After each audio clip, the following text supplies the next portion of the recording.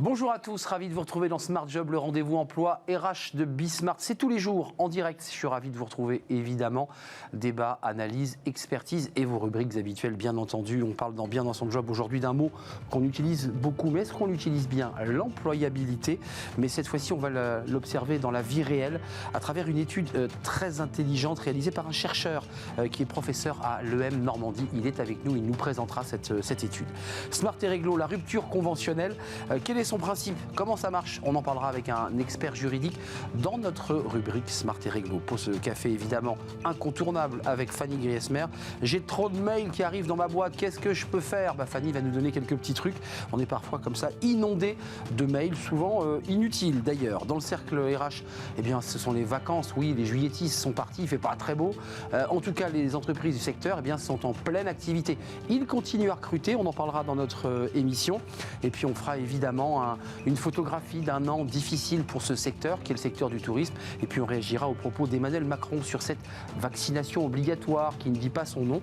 Est-ce que le secteur du tourisme eh bien, va elle aussi devoir se plier à ces règles de vaccination? On fera le point avec nos invités, des experts du sujet. Et puis dans Fenêtre sur l'emploi, Amélie Favre-Guittet de Talent Management nous donne 7 bonnes raisons eh bien, de communiquer, d'envoyer son CV, voire même de recruter l'été. Ça sera à la fin de notre émission. Voilà le programme tout de suite, c'est Bien dans son job.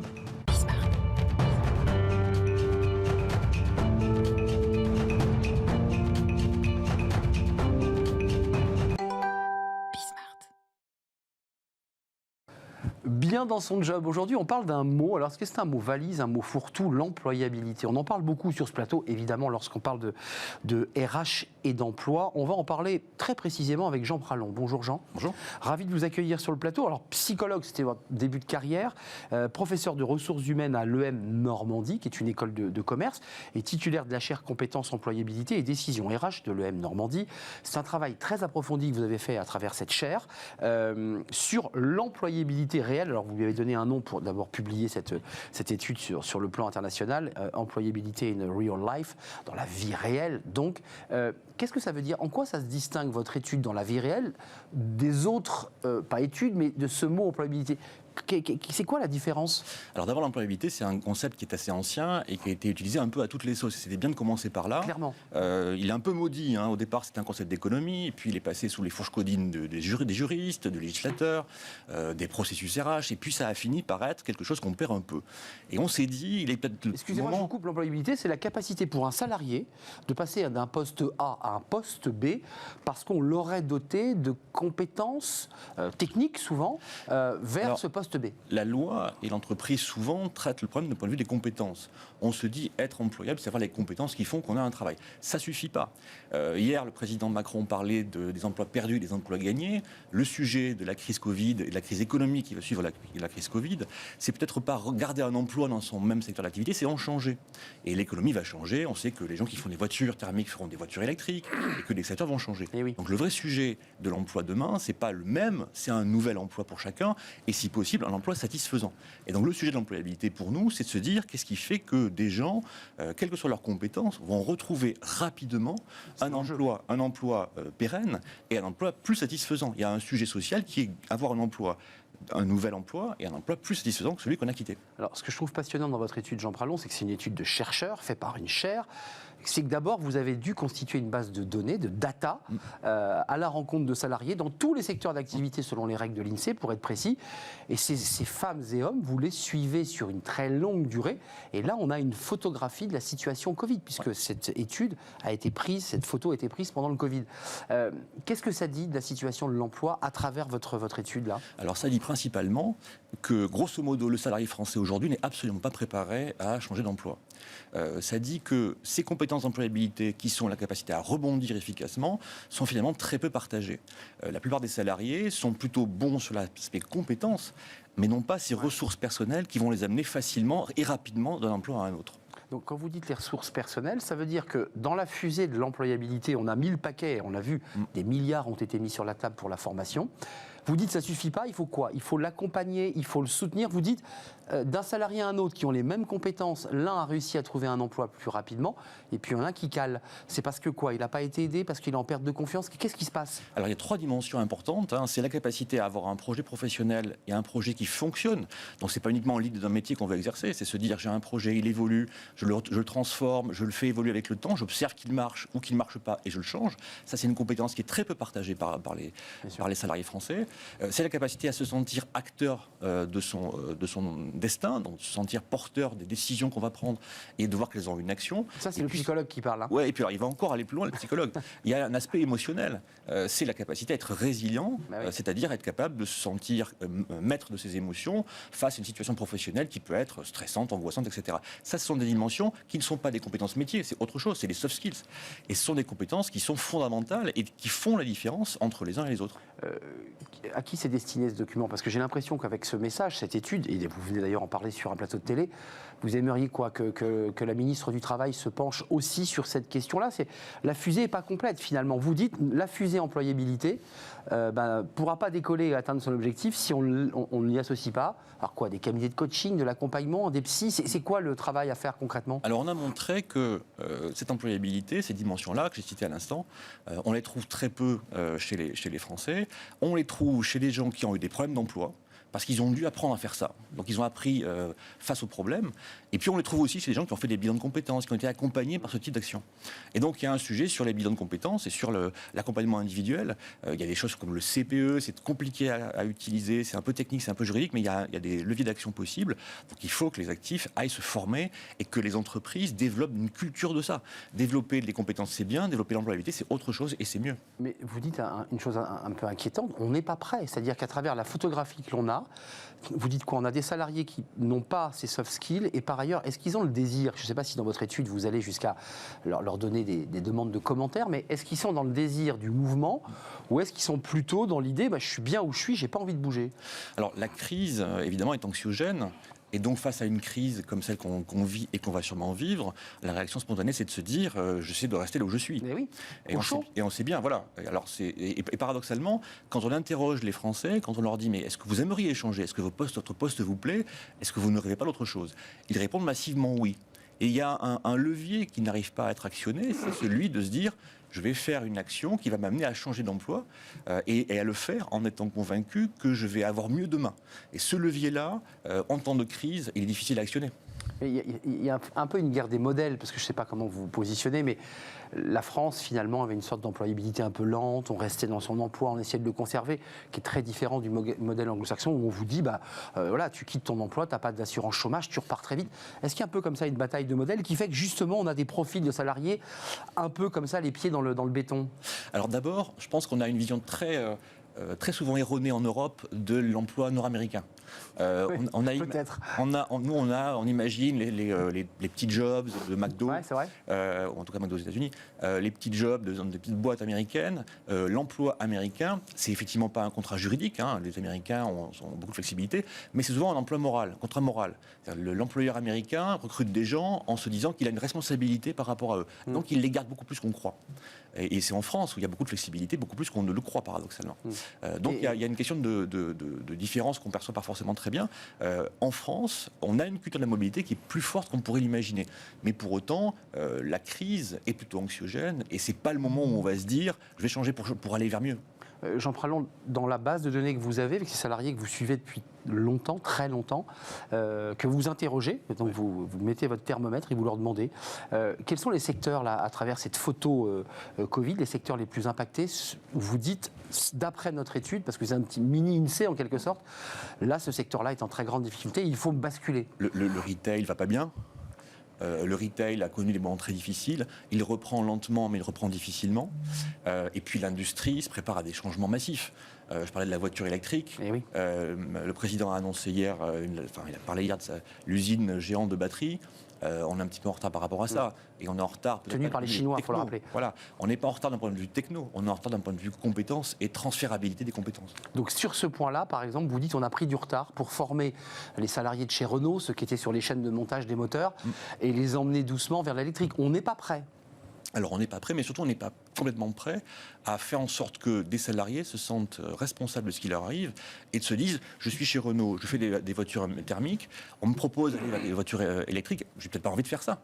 Je peux aller faire autre chose de ma vie. Et c'est le moment de se dire, il y a d'autres possibilités et de se sentir auteur de ce qui va se passer et de prendre en main une réflexion personnelle. On est une émission RH et vous vous occupez de cette chaire de compétences et de décisions RH, donc vous êtes aux premières loges. Vous les éveillez, vous les éduquez, vos étudiants? Parce que ça se passe dès l'école de commerce, en leur disant attention. Oui, je crois que nos étudiants ont des ambitions très, très grandes pour leur réussite professionnelle, ils ont raison. Ils voient loin et haut. Ils voient loin et haut. Et on a beaucoup de mal à finalement les retrouver ailleurs que dans des boîtes traditionnelles. Un élève d'école de commerce, il se dit ce serait bien que je sois start-upper, ce serait bien que je sois dans une PME flexible, pleine d'agilité. Et puis finalement, il y a L'Oréal qui passe par là, L'Oréal, et ils y vont. Et puis c'est là qu'ils vont. Et on les comprend. C'est la sécurité, c'est une très belle carte de visite pour un CV, etc. Donc on a finalement le problème de reporter dans leur réflexion la question de quel vrai emploi je veux avoir, où est-ce que je vais être bien, et ils le diffèrent beaucoup. Et oui, c'est un moment décisif de la vie, de savoir quel chemin, quelle voie on prend. Merci Jean Pralon. Cette étude est à découvrir, j'imagine, sur le site de l'EM Normandie. Absolument. Et je précise que vous êtes professeur de ressources humaines dans cette école, titulaire de la chaire compétences. C'est elle qui a réalisé cette étude extrêmement détaillée, sur laquelle, si la ministre nous écoute, peut-être que vous l'avez envoyée, j'imagine, à la ministre du Travail. Donc ses conseillers, j'imagine, commencent à dépouiller votre travail. Merci d'être venu sur notre plateau. Vous reviendrez peut-être pour nous présenter vos travaux successifs. Merci d'être venu tout de suite. C'est Smart et Réglo, le droit, rien que le droit, la rupture conventionnelle. Tiens, ça c'est un sujet important. Qu'est-ce que c'est? Comment ça marche? On en parle, c'est tout de suite.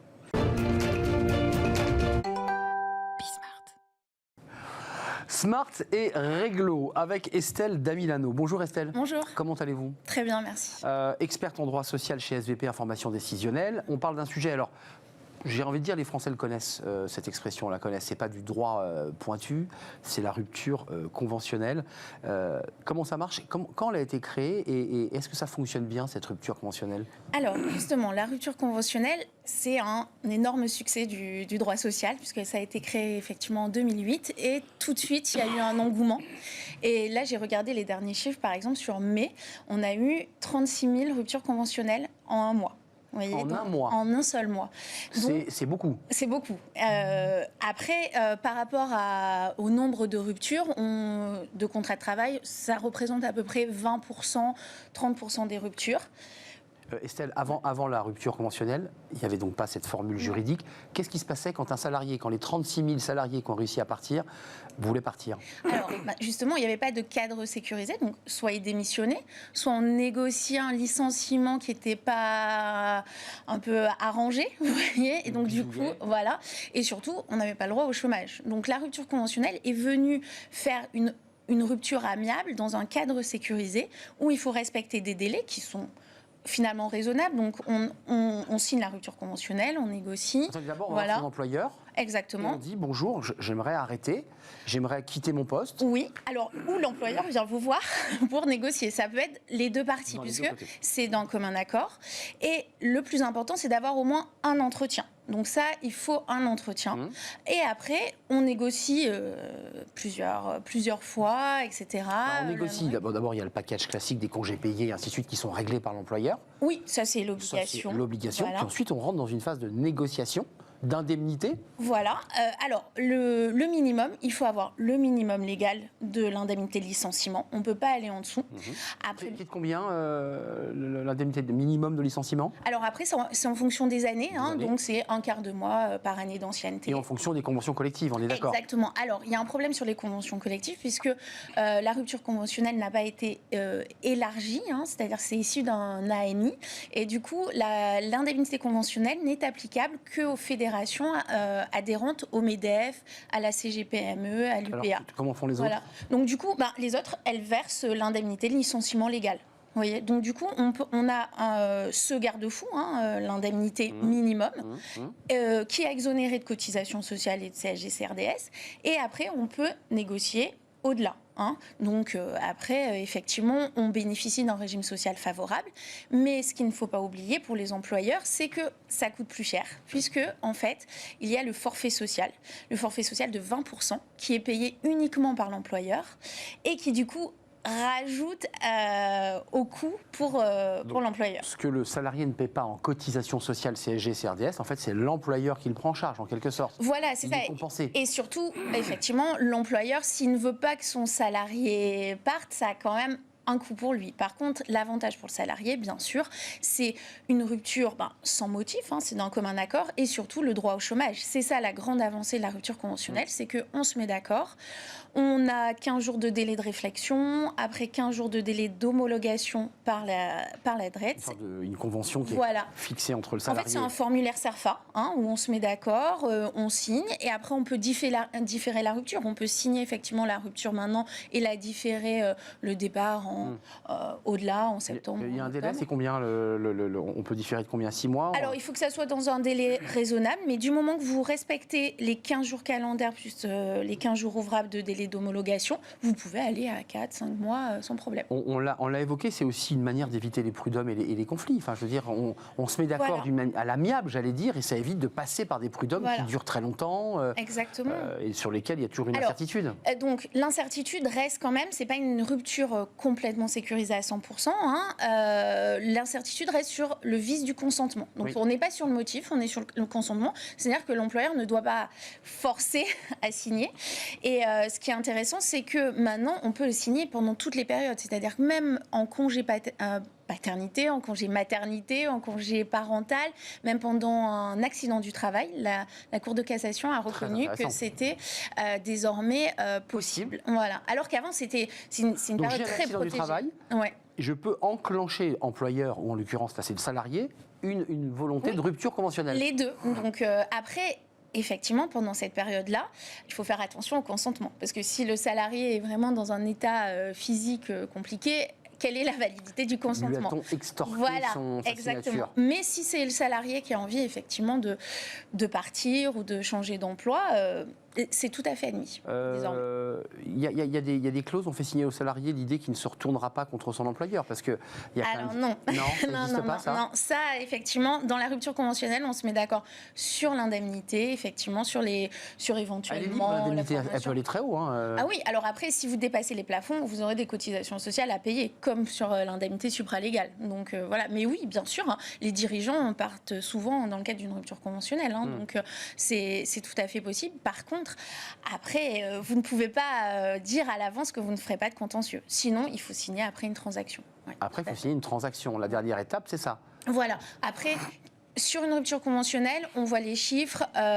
L'administration refuse environ que 4,5% des ruptures, donc elles sont pratiquement toutes homologuées. Et le taux de contestation est assez faible. Parce que il y a un commun accord. On s'est bien mis d'accord. Voilà.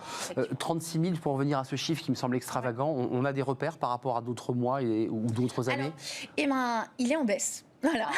Et en fait, depuis 2019, j'ai regardé les chiffres, donc il y a eu une explosion au début. Depuis 2019, la rupture conventionnelle stagne un petit peu, et là, en 2020, effectivement, il y en a moins. On pense effectivement lié à la crise, et puis, comme le disait votre intervenant, sur l'employabilité, puisque après, je fais une rupture conventionnelle, je suis au chômage, et après, exactement. Donc en fait, le 36 000, au-delà de l'aspect facialement, c'est un chiffre important, mais pas aussi important. Non, il n'est pas en progression ni en explosion. En progression. Ça veut dire que les salariés, ça vient faire écho évidemment à ce que nous a dit ce chercheur. Les salariés restent plutôt au chaud dans leur entreprise. En tout cas, c'est la nouveauté, effectivement.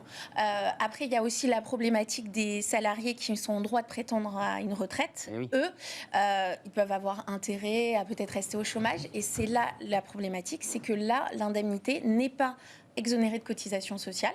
Si on est en âge de prétendre à une retraite, c'est chargé comme du salaire. Donc, il n'y a pas un intérêt. Même s'il rentre dans une phase de rupture conventionnelle ou exactement. S'il demande une rupture conventionnelle, dans ce cas-là, il a les cotises. Voilà. Il faut qu'il ait quel âge là Alors à partir effectivement de 62 ans, et même si on est dans le cadre d'une carrière longue, même 60 ans, même si on n'a pas une retraite à taux plein. Donc il ne fait pas de jackpot entre guillemets. Non, mais c'est pour éviter effectivement un petit effet d'aubaine. Exactement. Avant de partir, je pars avec la caisse. Exactement. C'est ça. Estelle Damilano, merci d'être venue nous éclairer. La rupture conventionnelle, gardez ce chiffre 36 000, mais il n'est pas aussi extravagant qu'on pourrait le croire. Il est même plutôt en baisse pour le mois de juin, j'imagine. De mai. C'est le chiffre de SVP Information Décisionnelle. Merci Estelle d'être venue, expert en droit social. Vous reviendrez nous voir peut-être à la rentrée maintenant. Tout à fait. Ah oui, j'en ai bien peur. Donc bonnes vacances, à très bientôt. Merci. On fait une petite pause avec Fanny Griesmer, évidemment, comme chaque jour. Ça concerne SVP Information, ça concerne tout le monde. Vous savez, ces mails, ces boîtes envahies de mails, alors à la fois perso, professionnels, et puis évidemment des centaines de mails. Vous ne savez plus quoi en faire, vous n'en pouvez plus. Fanny Griesmer arrive, elle va vous aider.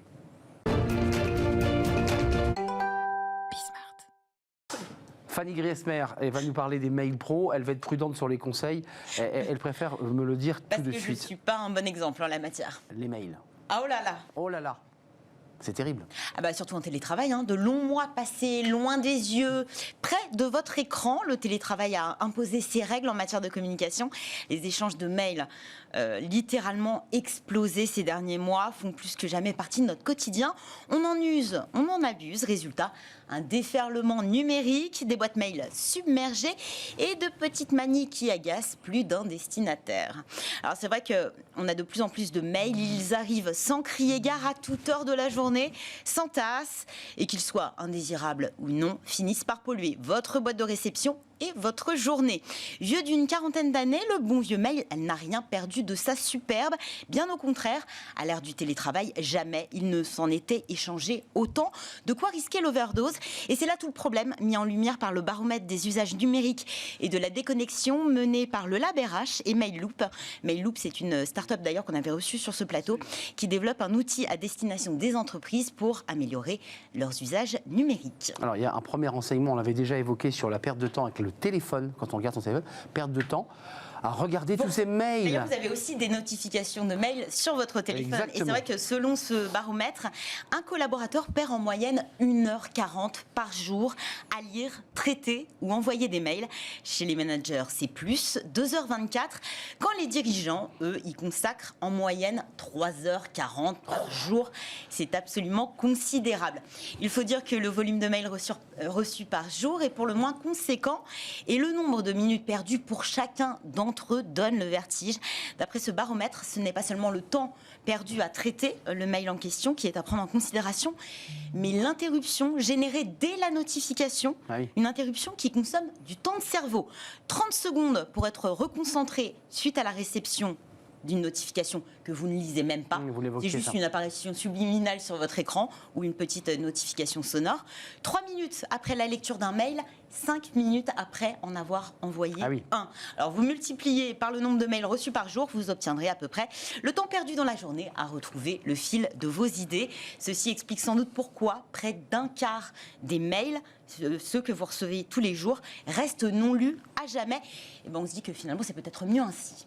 Oui, c'est beaucoup de temps de cerveau perdu quand même dans cette affaire. Un manque de productivité finalement sur votre temps de Alors il y a un débat, je ne sais pas si on va en parler sur l'écologie sous ces mails, mais il y a plein de messages inutiles, il y a plein de choses qui servent à rien. Beaucoup trop. Et c'est vrai que les pratiques des salariés, managers, des dirigeants laissent parfois à désirer. De mauvaises habitudes, source de stress et qui font perdre du temps à tout le monde, car en télétravail, on s'échange des mails à tout va pour se dire tout et parfois rien. Dans le top 5 des mauvaises habitudes qui nous agacent le plus en matière de mails, le nombre de destinataires occupe la première position. Beaucoup ne peuvent pas s'empêcher de mettre toute l'entreprise, ou presque, en copie, et ce, par souci de transparence. Au final, vous recevez trop souvent des mails qui ne vous concernent absolument pas. On dit que les paroles s'envolent, que les écrits restent, mais souvent un bon vieux coup de fil est plus efficace qu'un mail, plus direct, plus clair, surtout lorsqu'il s'agit d'une urgence. C'est le deuxième reproche fait au message électronique. La troisième place revient au manque d'anticipation. Ça revient aussi à ce sentiment d'urgence. C'est vrai que ce mail que l'on vous envoie à la dernière minute, alors qu'il aurait pu être pensé, anticipé, expédié bien plus tôt. La quatrième place revient au ton déplacé utilisé par certains. Je vous en parlais en début d'année. Vous savez, ces micro-agressions. Finalement, à force d'envoyer beaucoup de mails, même des mails très courts, on emploie un peu des formules lapidaires, les merci de... Vous savez, ça énerve, ça m'agace au plus haut point. Vous mettez plus les formes, un peu trop directes et c'est vécu comme des micro-agressions. Début de conflit, ça. début, mais totalement. Et conflit voilà, possible. un bon vieux coup de fil derrière pour régler l'affaire, c'est Et on fait toujours mieux. encore 3 minutes. Et enfin, dernière position de ce classement, ce que l'on appelle la patate chaude. Alors, comprenez les demandes mal ciblées que l'on se repartage. Bon, concrètement, si dans l'open space, vous ne saviez pas exactement quelles étaient les prérogatives de votre voisin de bureau, j'imagine qu'en télétravail, loin de lui, vous savez encore moins ce qu'il fait réellement. Il y a un autre petit bouton que vous adorez, Arnaud. Hein, oui, j'ai fait parfois l'erreur, je concède. Je vous ferai la petite confidence après. Mais en tout cas, ce super bouton qui s'appelle répondre à tous et qui est parfois très très mal utilisé. Ça, c'est vrai. Il peut rendre fou certains. Alors surtout quand il est utilisé pour répondre à un message où il y a beaucoup trop de destinataires. Un répondre à tous peut vous embarquer malgré vous dans une discussion sans fin. Un bon mot ou une blague, et là, c'est l'effet boule de neige assuré. Pire, l'apocalypse sur votre boîte mail quand vous travaillez dans une grande société. Alors évidemment, dans ces moments-là, mieux vaut s'abstenir de répondre, de renvoyer un message à l'ensemble des destinataires pour dire que vous n'êtes pas concerné par la discussion. Parce que d'une part, vous risquez de passer pour un rabat-joie. De l'autre, vous risquez d'amplifier un mouvement en essayant d'y mettre un terme. Et puis, je vous rappelle, mon cher Arnaud, que répondre à tous, vous envoyez une réponse à tous les destinataires du mail. Donc, quand vous voulez répondre, si l'objet du message était un petit peu personnel, un simple répondre tout court renverra un message uniquement Okay, donc à l'expéditeur du mail. Petite voilà leçon qui est dit. En direct de Fanny Griesmer qui m'explique bouton 1 à droite, mais pas celui de gauche. Je réponds On y parfois. arrivera à la fin de Parfois, je réponds évidemment à toute l'entreprise d'un coup, comme ça tout le monde est au courant. Il faut vider ça. Pas de conseil pratique, mais ça c'est un conseil pratique. Il faut quand même la vider cette boîte mail. Je sais pas, moi je le fais pas, mais. Ah bah d'accord. Enfin, alors, quand il s'agit de gérer, pour faire simple, quand il s'agit de gérer sa boîte mail, il y a globalement deux écoles. Ceux qui, comme moi, ouvrent leur mail, y répondent ou pas, laissent leur boîte en l'état et qui comptent un petit peu sur la barre de recherche. Vous savez, vous mettez un mot-clé, vous cherchez par date, puis vous croisez des doigts pour retrouver votre mail. Et puis ceux que j'appelle personnellement les mail killers, ce sont ceux qui trient, classent de manière obsessionnelle chacun des mails qu'ils reçoivent, de manière à ce que leur boîte de réception reste le plus longtemps possible et le plus souvent totalement vide. On appelle ça aussi les zéro inbox. Il faut que le petit chiffre du boîte de réception soit systématiquement à zéro. Une politique de la terre brûlée appliquée au courrier électronique qui m'a toujours interpellée. Alors je me suis demandé, est-ce que finalement cette méthode qui est celle prônée par l'expert en productivité Merlin Mann, alors est-ce que cette méthode est réellement efficace et productive? Eh bien non.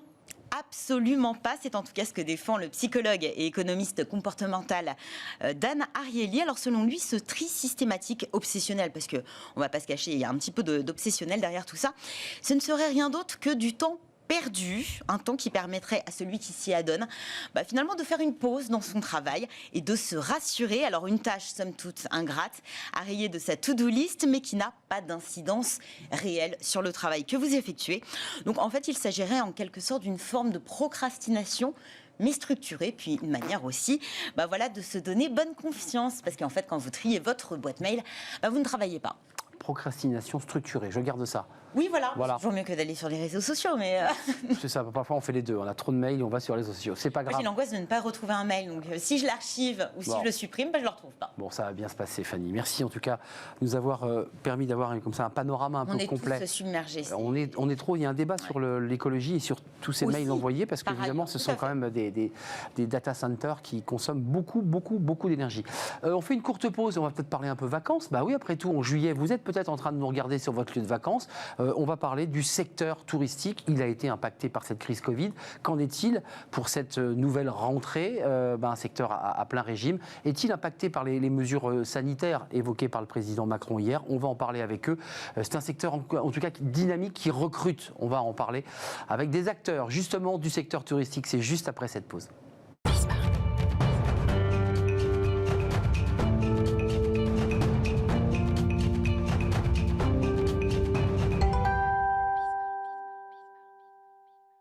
Le débat, le cercle RH avec un petit mouvement de brasse. Parce que pourquoi un mouvement de brasse? Parce que c'est les vacances. Et parce que les vacances, on va dans la mer et on nage. On va faire le point évidemment avec des acteurs, des spécialistes du secteur touristique aujourd'hui. Parce que c'est vrai que les Français sont partis. Il y a eu cette angoisse. On part, on ne part pas. Les Français sont partis. Et ces entreprises ont recruté. Elles recrutent encore. On va en parler. Elles cherchent du monde. Est-ce que les annonces d'Emmanuel Macron ont un impact sur les salariés et sur ces entreprises? On va en parler parce que si ça concerne le personnel soignant, j'imagine que ça concerne aussi les lieux de vacances. Quand on me sert un coca, quand on vient m'aider dans un camping, est-ce que ces salariés doivent être vaccinés? Est-ce que c'est un élément supplémentaire à ces règles sanitaires? On va en parler. À ma droite, Sylvain Antonneau, merci d'être avec nous.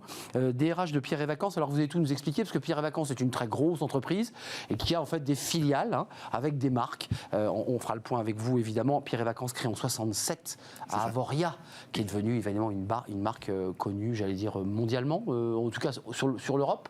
La société est leader du tourisme en Europe. En Europe. En Europe. Merci d'être là. Et puis avec moi, deux autres invités. Arnaud Pelletier, senior manager ressources humaines chez Village Nature Paris. Exact. Vous n'êtes pas venu les mains vides parce que vous êtes venu nous parler d'emploi. On en parlera avec vous. Vous, c'est le concept. Alors, vous êtes une des filiales, on est d'accord, une des marques filiales de Pierre et Vacances pour qu'on soit totalement complet. Et vous développez, vous, un concept de campagne à la ville, c'est-à-dire permettre à un Parisien de pouvoir, à 10-15 km, pouvoir se mettre les pieds dans l'eau et au vert. On est d'accord ? C'est ça, et de tourisme durable. Et le tourisme durable, qui est aussi une transformation de la façon de faire et de vivre ces vacances. Et puis Nicolas Borin, autre filiale de la structure Pierre et Vacances. Nicolas, on est bien d'accord, directeur général de Maeva. Alors Maeva, on le connaît comme marque, comme une plateforme, ça c'est très très connu. Puis vous avez développé une autre activité très importante, les campings. Exactement, on gère une chaîne de camping et une chaîne d'agences de location de particuliers sous les marques Camping Maeva et Maeva Home. C'est ça, en gardant la marque. Avec combien de campings là sur site ? Aujourd'hui, on a 20 campings, 20 campings qui portent les couleurs de Maeva et on gère 3300 unités de location de particuliers Maeva Home partout en France. Bungalow, j'imagine. En camping, ce sont des bungalows, exactement. Bungalows, mobil-home, cabanes dans les arbres, dans nos plus beaux campings nature. Et si j'ai bien lu, tous ces secteurs, vous avez investi dedans, cartonnent, les bungalows cartonnent. Le camping marche très très bien. Enfin, ce camping-là. Mais la France, au global, marche extraordinairement bien cette année. Les vacances sont en France cette année et plus que jamais encore avec les annonces d'hier. Exact. Et puis les annonces très récentes du ministre du Tourisme et des Affaires européennes en disant n'allez pas en Espagne ou au Portugal, ce qui a évidemment fait un peu désordre, mais vous a donné le sourire. Sylvain Antonneau, avant de parler emploi, recrutement, la manière dont on organise cette saison, elle est très importante pour vous. Vous étiez devant la télévision hier pour écouter le président de la République. Il nous dit, sans le dire, vaccination obligatoire. Et Elisabeth Borne dit aujourd'hui, attention, ceux qui ne se vaccineront pas, alors elle parle du secteur de la santé, seront mis d'abord à pied, puis ensuite ne seront plus payés, puis enfin quitteront l'entreprise. Est-ce que vous êtes, vous, en ce moment, en train de réfléchir, le groupe, et pour l'ensemble de ces filiales, de ces marques, à une obligation, lorsqu'on est en contact avec le public, il faut que le salarié soit vacciné. Vous en êtes où sur cette question-là ? Alors, depuis l'an dernier, depuis les premières mesures de confinement, on a une responsabilité puisqu'on accueille du public, on accueille nos clients et on a pris des mesures à l'époque, mesures sanitaires, des protocoles très stricts qui étaient appliqués pour pouvoir accueillir nos clients dans les meilleures conditions. Protocole, d'accord. Là, on est à la vaccination. La vaccination, c'est une autre étape, effectivement. Elle n'est encore pas obligatoire pour les salariés. Ça va l'être a priori pour le personnel soignant. Vous l'avez vu aux États-Unis, il y a des entreprises qui disent déjà, écoutez, si vous n'avez pas le document de vaccination, vous ne venez pas chez nous. Et il est probable qu'on y arrive également. Mais est-ce que vous le souhaitez ? Est-ce que vous dites pour la sécurité pleine et entière de nos clients, parce que c'est aussi une garantie de sécurité, on garantira que le salarié qui est derrière le guichet est vacciné ? Nous, ce qu'on souhaite, c'est d'avoir les meilleures conditions pour accueillir les clients. Et si la vaccination, et c'est avéré comme tel, est le meilleur moyen pour éviter des reconfinements, la 4e vague, on voit bien que le secteur du tourisme a vraiment été touché par ces conséquences. Donc il est important qu'on ait aussi des équipes qui soient vaccinées. Arnaud Nicolas, juste votre point de vue de manager, de responsable. On est très aligné avec ce que vient de dire Sylvain. En fait, on est un groupe leader européen du tourisme. Notre responsabilité, c'est d'accueillir nos vacanciers dans le plus grand respect des normes sanitaires. oui. On est très attentif depuis hier soir à tout ce que le Premier ministre va nous dire en termes d'obligations. Et si la vaccination est obligatoire pour nos vacanciers qui rejoignent nos parcs et nos équipes, on sera prêt. On a été prêt pour déployer des normes sanitaires fortes l'année dernière en tant que professionnel et on sera prêt pour y faire face le 1er août si c'est attendu et si c'est une directive gouvernementale, on l'appliquera sans problème. Je ne veux pas vous challenger parce que vous sortez d'une période très difficile et on va en parler. C'est pas simple de relancer des entreprises, de trouver des salariés. On va en parler, mais on a eu sur ce plateau Laurent Pietraszewski qui est en charge de cette question de la vaccination en entreprise. Ça marchait pas si fort. Ça a démarré déjà depuis 6 mois les vaccinations en entreprise, non Oui, il y a moyen de vacciner les salariés dans l'entreprise? Alors nous, on a déjà commencé par envisager sur l'ensemble des sites Center Parcs, que ce soit en France comme en Europe, les autotests. D'accord. Ça reste quand même soumis à l'autorisation de l'ARS, qui, dans certains cas... Pour les salariés, hein. Pour les salariés, c'est bien pour les salariés dont je parle. Voilà. Après, je rejoins tout à fait ce qu'a pu dire Nicolas par rapport à la vaccination. On est extrêmement attentif, on a cette obligation en ce qui concerne la santé à la fois de nos clients, mais également surtout de ce qui nous concerne, et je parle en tant que responsable RH, de nos salariés. Bien sûr. Et on est extrêmement attentif, et bien entendu, en fonction de ce qui sera acté dans le protocole sanitaire, dans sa prochaine mise à jour, on l'appliquera, il va de soi. Et on a un super test en ce moment sur le parc du Bois-Audin, le parc Center Parks, où l'ARS locale de Normandie va déployer un centre de vaccination éphémère sur le parc Sur site. pour permettre aux vacanciers Très bien. et aux collaborateurs qui le souhaitent de se faire tester. À ce stade, c'est ceux qui le souhaitent. On est d'accord. C'est pour ça que j'évoquais l'idée que vous risquez de vous retrouver dans l'obligation, c'est-à-dire de dire à chaque salarié en contact avec du public, et je ne parle pas qu'il y ait du personnel soignant, l'entreprise dira vous êtes obligé de vous plier. Est-ce que juridiquement vous avez étudié la question? Est-ce que c'est légal ou pas ça? On a le droit? Aujourd'hui, ça ne l'est pas. Ça ne l'est pas, on est Donc, d'accord. Le président a annoncé hier, parmi les annonces, qu'il y aurait une évolution législative. Et oui, sur le sujet. la loi doit changer. Et donc, on est en attente. Vous êtes bloqué par la C'est loi. exactement ça. On est attend d'accord.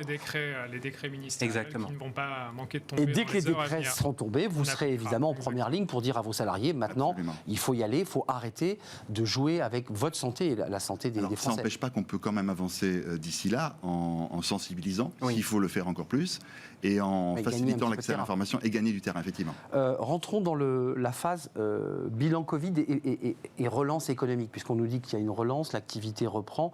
Est-ce que vous êtes dans vos secteurs d'activité qui sont finalement les mêmes, mais dans des secteurs un peu différents, dans des propositions différentes, est-ce que la reprise est là? Est-ce que les Français ont répondu présent et sont venus dans vos groupes? C'est important quand même qu'ils disent. Ils sont là. Complètement.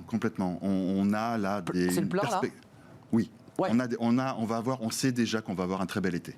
Ouais, les tendances sont, depuis les annonces du Premier ministre là, sur la fameuse levée des 10 km, les tendances sont vraiment excellentes. On a multiplié par 2, par 3 dans les premières semaines de réservation. Ouais. Et toutes les marques du groupe, Pierre et Vacances, Center Parcs et Maeva, ont connu ces tendances avec un été qui sera très très bon. On aura un très bel été. On a la chance d'avoir des produits qui sont en France. Et en Europe, Center Parcs fonctionne aussi très bien et qui correspondent en fait aux besoins des vacanciers. Pas mal d'indépendance. Center, c'est la bulle, hein, c'est une sorte de grosse bulle. Center Parcs, c'est la se Commando, baigne. c'est C'est ça, notamment. ce sont des parcs dans des écrans de verdure, mais globalement, vous avez des logements autonomes qui garantissent un maximum les conditions. Oui, on en revient à ce débat. Et c'est un tourisme de proximité inscrit dans son territoire. Et les 3 marques sont Avec Arnaud, un mot, parce que vous, c'est un tourisme un petit peu sur l'année, si je peux me permettre. C'est d'un week-end, on fait un saut et on y va. C'est pas le tourisme d'été où on passe 3 semaines. Je sais pas, peut-être que je me trompe d'ailleurs. Alors, il y a les deux. Mais il sera plein quand même. Voilà, pour Village Nature. Vous êtes corporate, hein, tous les 3. Hein. Non, alors pour Village Nature, effectivement, on observe exactement les mêmes tendances. On a à la fois des clients qui viennent en séjour, qui ont besoin de se ressourcer. Vous l'avez dit, on est à 30 km de Paris. On se pose, on n'a pas beaucoup de routes. Exactement. Après, d'autres vont faire le choix de venir à la journée. Mais quoi qu'il en soit, on observe le même engouement, la même envie. Les gens ont besoin de se ressourcer, se retrouver. Et c'est ce qu'on peut leur offrir. Et j'avoue que tant mieux. Vous êtes content. Le recrutement, parce que parlons de cette question du recrutement. Vous êtes un secteur qui avait peiné, vous avez été soutenu par l'État. Il y aura des pertes. Je veux dire, il y aura un trou dans la caisse là quand même l'année, j'imagine. Au niveau d'un groupe, quand il y a 18 mois d'activité ou juste quelques mois de où on peut vraiment travailler être ouvert. Non. Il y a un impact qui est là, il y a un impact. Depuis mars 2020, si on regarde un peu les choses, on a été empêché on n'a pas pu travailler correctement, que ce soit fermeture complète, soit restriction administrative pendant quasiment 7 mois. Donc notre activité a été extrêmement impactée. À la mer, à la montagne, à la campagne, partout. Fermeture des stations, des remontées, donc forcément tout s'arrête. Naturellement, ça se traduit par une baisse de chiffre d'affaires, par un impact direct sur le résultat du groupe Pierre et Vacances Center Parks, mais on fait face. Les recrutements, Sylvain et vous trois d'ailleurs, les restaurateurs disent nous on n'a pas de salariés, on trouve pas le personnel, on n'a pas de personnel en cuisine. Vous avez des difficultés, j'imagine, du même ordre. Comment ça se passe en recrutement pour ceux qui nous regardent? Vous recrutez encore? Vous cherchez quoi? Alors, on recrute, recrute toujours. Oui. On accueille. Donc vous peinez à recruter, si je m'autorise à poser cette question. Oui, sur certains métiers. C'est ça, on est d'accord. On recrute environ 1200 saisonniers à la mer en été. D'accord. Un petit peu moins en hiver. À la montagne, c'est plutôt 900 saisonniers. Et on a fait vraiment tous les efforts possibles pour maintenir et préserver l'emploi en continuant à recruter alors qu'on n'avait pas vraiment une grande visibilité sur l'activité. Oui. Vous en avez parlé, les remontées mécaniques, la fermeture des stations. Et puis il faut anticiper les contrats de saisonniers, ça s'anticipe long à l'avance et si ça se bloque, le contrat est signé. Ce qu'on souhaitait effectivement, puis on a été aidé en cela par les mesures d'activité partielle, dispositif du gouvernement, on a préservé donc ces recrutements, pas tout, mais une bonne partie, parce qu'il fallait c'était notre pari en tout cas, d'être prêt dès la réouverture, parce qu'on sait que quand les résidences ou quand les parcs sont ouverts, l'activité est très forte. Il y a une forte demande pour cela. Donc, être prêt, c'était vraiment incontournable. Arnaud, vous n'êtes pas venu les mains vides parce que vous êtes venu avec ce t-shirt. Qu'est-ce que vous voulez nous dire? Parce qu'un jeune, une solution, c'est ça? Exactement. On en a beaucoup parlé sur ce plateau avec Wizbee, qui est la plateforme de. Exactement. En fait, on a eu la chance d'être invité par le ministre du Travail, Elisabeth Borne, pas plus tard que la semaine dernière, pour fêter 1 an du dispositif Un jeune, une solution. On a la chance sur Village Nature d'être très engagé dans ce cadre-là. Et même si on a été frappé par la fermeture administrative, comme vous l'avez dit, on a préparé cette saison. Et donc, on a continué à recruter, malgré quelques difficultés sur les métiers en tension. Alors, pour nous, étant le troisième... évoqué, la restauration, la cuisine... Oui, et pour nous, alors étant le... Ménage, oui, c'est ça. Et pour nous, troisième plus grand centre aquatique d'Europe, des tensions sur les métiers aquatiques, sachez-le. Donc, maître nageur. Sauveteur, secouriste aquatique. C'est compliqué. C'est compliqué également, avec une vraie concurrence avec les plages, notamment, pour ne citer que cet exemple-là. Donc, en tout cas, on a souhaité s'engager. Saint-Tropez et 20 km de Paris, le maître nageur, il hésite, quoi. On a de très belles infrastructures. Mais bien sûr. Et puis le soleil parisien est bien connu. Le soleil parisien, évidemment, il brille. Voilà, exactement. Il brille moins longtemps, mais il brille haut. Exactement. C'est vrai pour l'ensemble des acteurs du tourisme en France. On sent qu'il y avait, vous avez cité la restauration, on sent qu'il y a... Tout le monde est touché. Il y a ce petit changement avec des gens qui ont quitté le secteur du tourisme, des envies moins fortes de travailler le soir, de travailler le week-end, qui se positionnent sur des métiers un peu différents après la crise. Et c'est vrai que pour tout le monde, toute la profession, l'année a été un peu plus complexe. Nous, côté Maeva, on cherchait 200 personnes. On a mis un peu plus de temps. Toujours, vous cherchez 200 personnes, on a recruté, on a fait le plein, mais on a mis plus de temps à staffer l'ensemble de nos campings, l'ensemble de nos agences sur les métiers de ménage, d'accueil, de réception, y compris sur l'animation dans les campings. C'était plus compliqué que les années précédentes et l'enjeu, je crois que ce sera la formation et la fidélisation de ces équipes. C'était ma question, la marque employeur. Comment vous redonnez envie? Parce que j'espère qu'on va sortir un jour définitivement de cette affaire. Absolument. Je vous le souhaite, vous ayez une activité complète. Oui. Qu'est-ce qu'on fait en marque employeur pour donner envie à des salaires? Alors, les salaires, c'est quoi? On revalorise, on fait des propositions. Comment ça marche là? C'est des métiers qui, ne sont pas toujours bien payés. Alors, pas forcément. C'est pas la problématique, la rémunération. C'est pas le seul levier. C'est pas le levier. C'est plus l'envie de finir tard le soir. Alors, on a coutume de dire qu'on travaille pendant que les gens sont en vacances. Donc, comme chaque métier, il y a des contraintes. Mais à côté de ces contraintes, je suis animateur, je connais bien ça. Mais à côté de ces contraintes, il y a aussi de vraies belles carrières en fait dans nos métiers. Je dirais des progressions de carrière, parce que c'est l'intérêt de. Et parce qu'on forme les gens, on travaille à leur intégration, on travaille à leur développement. Il faut le rappeler aussi ça a été rappelé tout à l'heure, mais sur des résidences ou des parcs ou des campings qui sont dans des très belles destinations, donc des infrastructures magnifiques. Et puis on a aussi des équipes qui sont sympas et bienveillantes. Donc ça, tous ces éléments-là, il faut qu'on le fasse encore plus savoir pour... Je pose une question simple.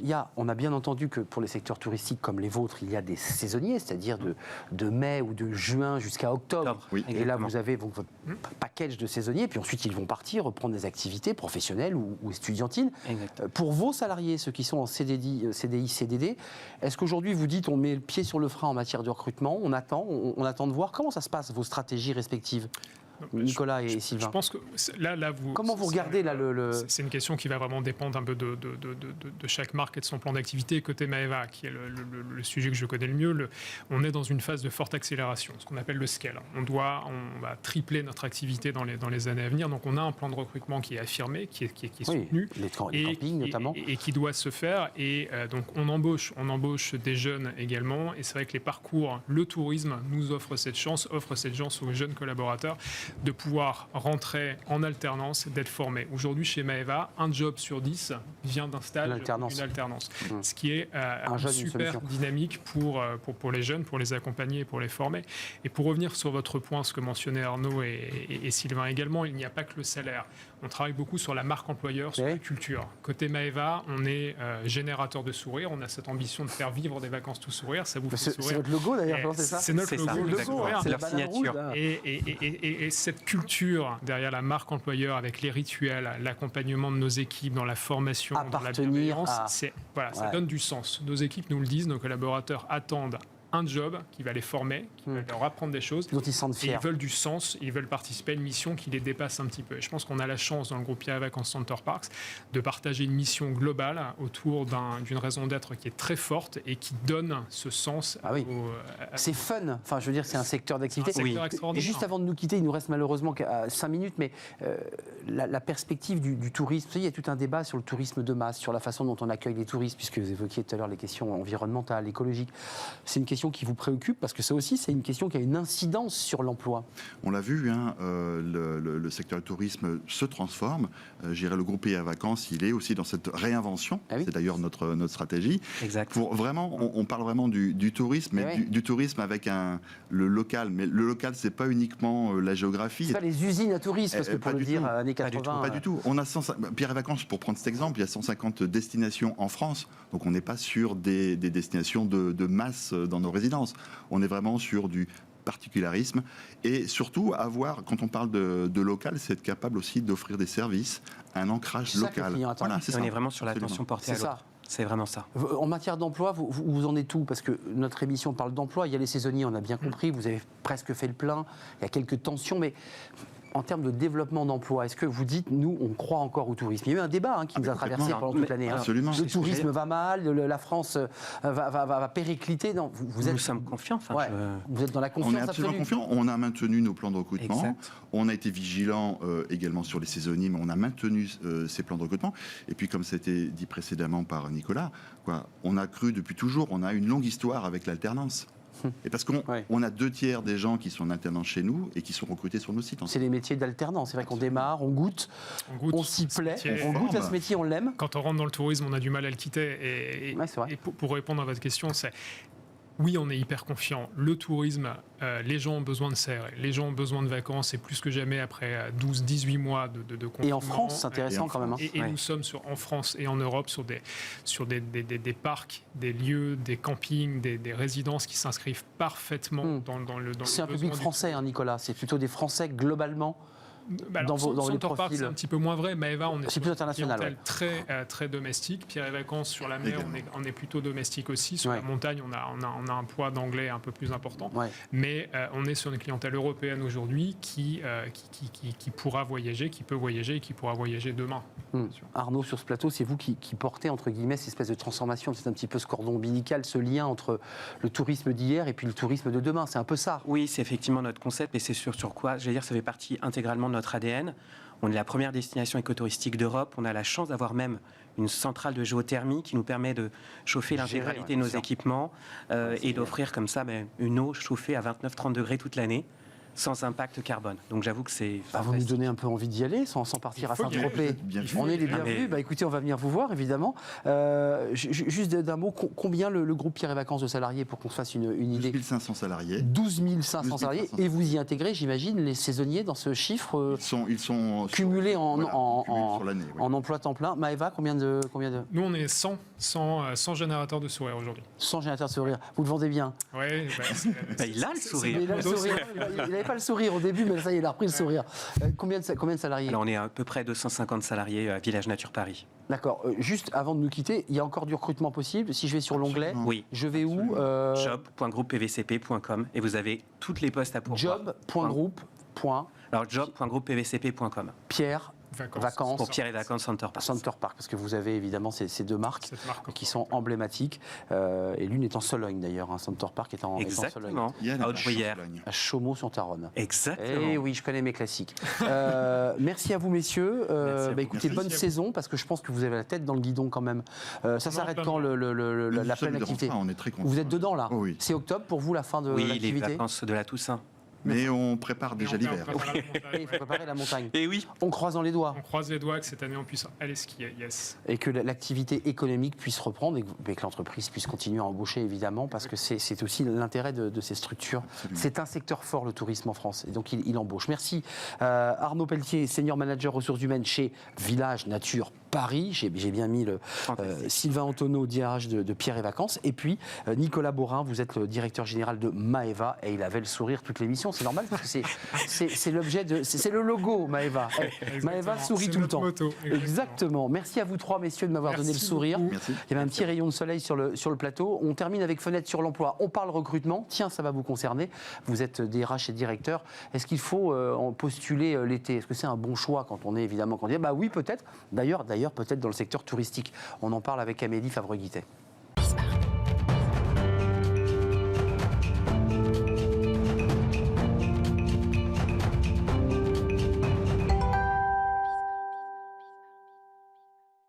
Fenêtre sur l'emploi avec Amélie Favre-Guittet. Je ne l'ai pas à mes côtés, Amélie. Voilà, d'habitude, elle était à mes côtés. Elle sourit. J'ai son sourire, mais elle n'est pas là. Comment allez-vous, Amélie? Très bien, Arnaud, et vous? Écoutez, moi je vais bien, vous me manquez un peu évidemment, vous êtes loin. Cofondatrice de Talent Management, cette raison, chiffre magique, de postuler pendant l'été, Amélie. Pourquoi il faut postuler pendant l'été? Parce que les gens travaillent. Regardez, vous avez eu l'exemple juste avant, vous avez des entreprises qui recrutent, tout le monde ne ferme pas 2 mois pleins pendant l'été, c'est fini. Donc en fait, il faut en profiter. On a le droit de partir en vacances, on a le droit de faire plein de choses, mais c'est aussi l'occasion d'aller à la rencontre d'entreprises, de DRH, de recruteurs qui ont du coup un peu plus de temps à vous accorder. Et donc ça permet, Amélie, de mettre à plat un peu son projet? Tout à fait. C'est l'occasion, on est sur le bord de la plage, à la rigueur. On peut réfléchir à son projet pro, on peut se dire, tiens, qu'est-ce que j'ai envie de faire? Qu'est-ce qui fait sens aujourd'hui dans mon quotidien? Tiens, je vois passer une annonce, c'est intéressant, je tente le coup et je vais envoyer ma candidature. Donc ça peut être très intéressant de se poser pendant l'été, de mettre un peu son cerveau au repos et de se dire, tiens, je vais me lancer dans des candidatures qui me font plaisir et qui me tiennent à cœur. Le cerveau au repos et le DRH, lui aussi se repose entre guillemets un peu, il est plus relâché, donc peut-être plus disponible.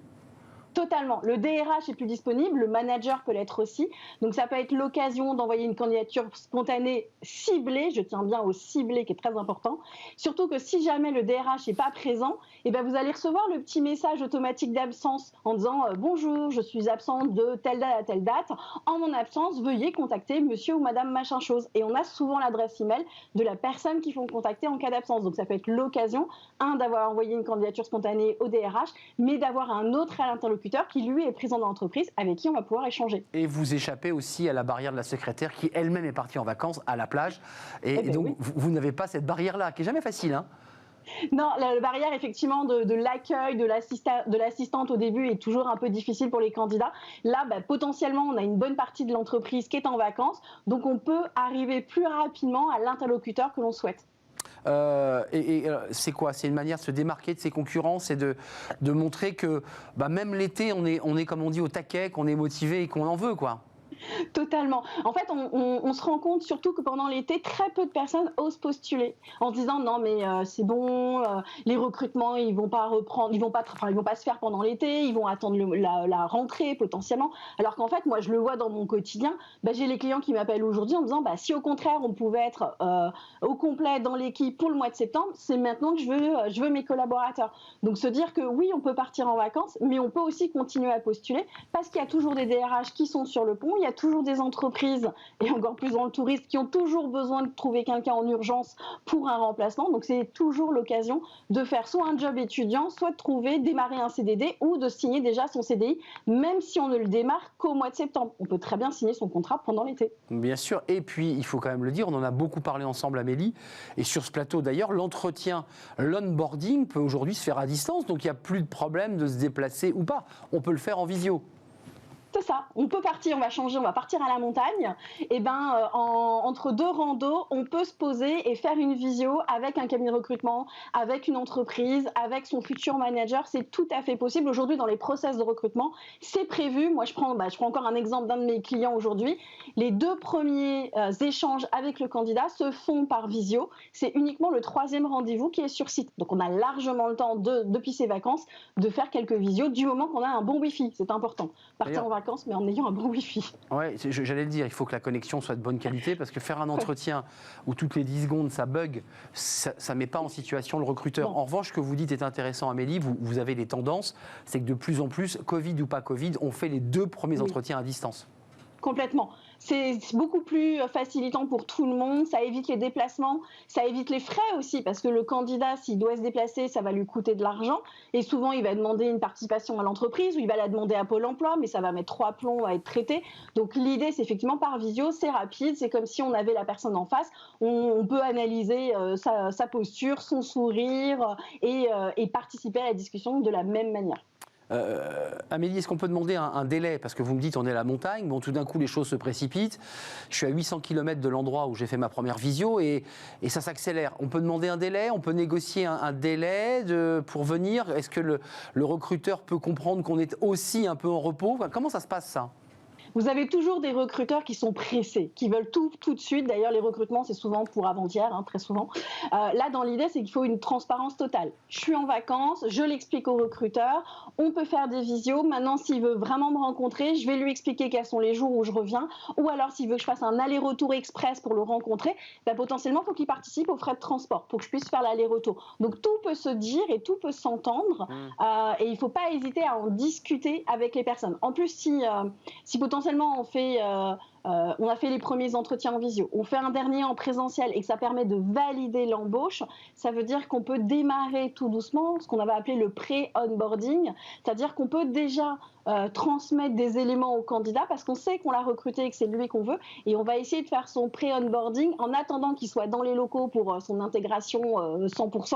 Et on peut déjà commencer à échanger. Il y a des outils collaboratifs aujourd'hui comme Slack qui permettent d'échanger avec les gens même s'ils ne sont pas en présentiel. Donc ça veut dire qu'on peut tout doucement le présenter aux équipes, le faire parler des projets sans qu'il soit dans les bureaux. Donc ça peut être très pratique. Un tout dernier mot, Amélie, c'est aussi l'été l'occasion de faire à la fois le nettoyage et puis de reprendre contact avec son réseau?